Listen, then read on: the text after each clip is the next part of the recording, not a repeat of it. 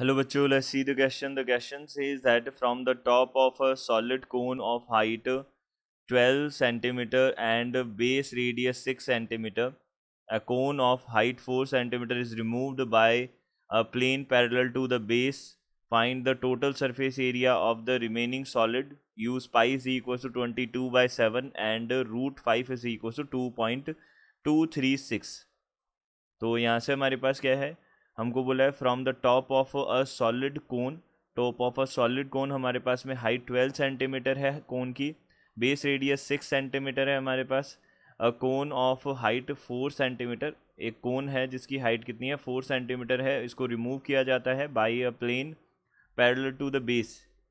Base जो है उसके पैरेलल एक प्लेन के थ्रू उसको काटा जाता है. Find the total surface area of remaining solid. Total surface area remaining solid का हमको बताना है क्या होगा.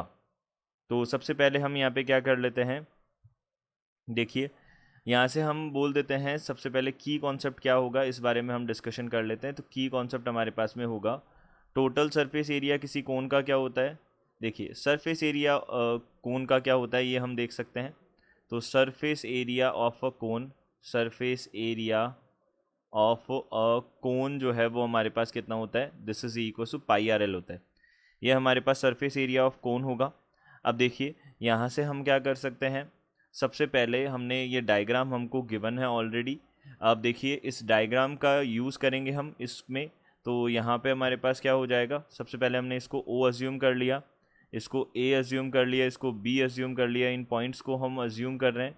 एंड इस पॉइंट को हमने क्या अज्यूम कर लिया, सी अज्यूम कर लिया. एंड इस पॉइंट को हमने डी अज्यूम कर लिया. ये पॉइंट्स हमने अज्यूम कर लिए. अब हम क्या कर सकते हैं, इन ट्राइंगल यहाँ से ओ ए बी एंड ट्राइंगल यहाँ पे बात करेंगे हम ओ सी डी की. ये दोनों ट्राइंगल्स की हम बात कर लेते हैं सबसे पहले. इन ट्राइंगल्स की हेल्प से अब देखिए हमको 12 सेंटीमीटर तो हमको पूरी कंप्लीट हाइट दे रखी है, 6 सेंटीमीटर हमको बेस दे रखी है, बेस की रेडियस दे रखी है, 4 सेंटीमीटर हाइट पे इसको कट किया जाता है. सरफेस एरिया हमारे पास जो रिमेनिंग बचेगा वो बताना है सॉलिड का सरफेस एरिया क्या होगा. तो यहाँ से हम क्या बोल सकते हैं, ये एंगल ओ ए बी और एंगल ओ सी डी हो जाएगा. ये हम सॉरी ट्राइंगल्स हो जाएंगे. इन ट्राइंगल्स को हमने कंसिडर किया तो एंगल ए ओ बी और ये एंगल सी ओ डी, ये हमारे पास दोनों के दोनों एंगल इक्वल हो जाएंगे. ये कॉमन एंगल हो जाएंगे बिकॉज दोनों एंगल क्या है, सेम है, बस केवल नेमिंग डिफरेंट है, बाकी दोनों सेम है. अब ये हो गया. अब इसके बाद में हमने बोला, इसके बाद में हमने बोला ओ ए बी जो है वो किसके इक्वल है, एंगल ओ सी डी के इक्वल है. और दोनों के दोनों 90 डिग्री के होंगे बिकॉज ये परपेंडिकुलर होता है. तो ईच यहाँ पे कितना हो जाएगा, ईच 90 डिग्री हो जाएगा. अब हम यहाँ से बोल सकते हैं by a similarity rule, by a similarity rule हम क्या बोल सकते हैं, यहाँ से हम बोलेंगे ट्राइंगल जो ओ सी डी होगा, ओ ए बी जो है वो किसके सिमिलर है, ट्राइंगल ओ सी डी के सिमिलर है. और हमें पता है कोई भी दो ट्राइंगल अगर हमारे पास सिमिलर होते हैं तो उनके कॉरस्पॉन्डिंग साइड्स का रेशियो भी इक्वल होता है. तो ओ ए अपॉन ओ सी जो है वो किसके इक्वल हो जाएगा, यहाँ से A B upon C D के इक्वल हो जाएगा.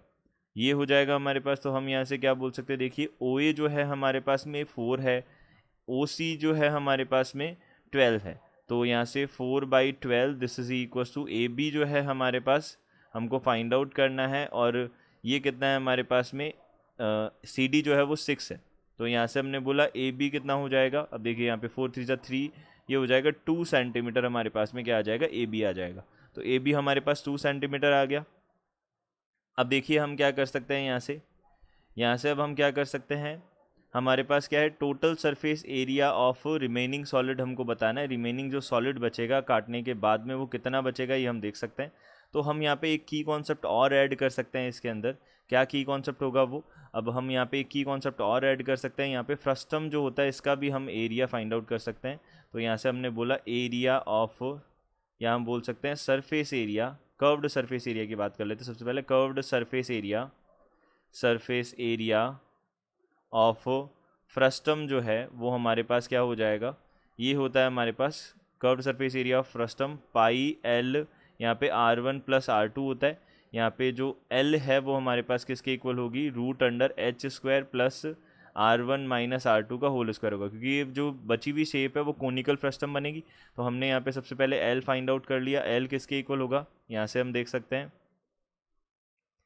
L जो है वो किसके इक्वल हो जाएगा, रूट अंडर H जो है हमारे पास हाइट। अब देखिए यहाँ से हमारे पास में जो ये फ्रस्टम बचेगा उसकी हाइट जो है हमारे पास में 8 सेंटीमीटर आ जाएगी 4 को हटाने के बाद में। तो यहाँ पे 64 का होल स्क्वायर, सॉरी 64 बन जाएगा 8 का स्क्वायर। अब देखिए यहाँ पे 64 R1 माइनस R2। अब हम यहाँ से R1 R2 बोल देते हैं। R1 हमारे पास में 6 सेंटीमीटर हो जाएगा और R2 हमारे पास में कितना हो जाएगा, अभी हमने कैलकुलेट किया 2 सेंटीमीटर हो जाएगा। ये हम देख सकते हैं यहाँ पे 2 सेंटीमीटर बन जाएगा।